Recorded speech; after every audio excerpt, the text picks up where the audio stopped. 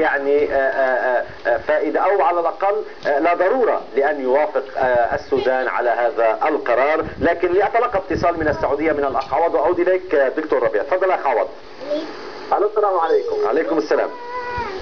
هذه المشكلة يا أستاذي جذورها من عام 2003. الحكومة السودانية وقفت عاجزة لحل المشكلة.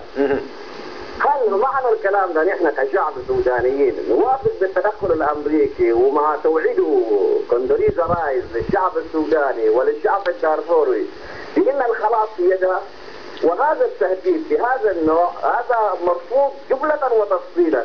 هل تريد يعني كوندوليزا رايز انها تكرر نفس مشاهد القتل اللي بتتكرر يوميا في شوارع بغداد؟ هل هي تريد حماية انسان دارفور؟ فنحن يا استاذ العزيز بنرفض هذا التدخل السافر يعني جملة وتفصيلا. هذه مشكلة سودانية بحتة. نعم. مشكلة دارفورية سودانية. الشعب السوداني ممكن يجلس مع بعضه، ابناء دارفور ممكن يجلسوا مع الحكومة السودانية نفسها. نعم. حتى المعارضة الخارج واللي بيأيد التدخل الامريكي زي ما حدث في العراق. هل المنظر اللي بيحصل في العراق هذا هل بالله يسر انسان؟ هل يسر مسلم؟ هذا امر غير معقول. نعم.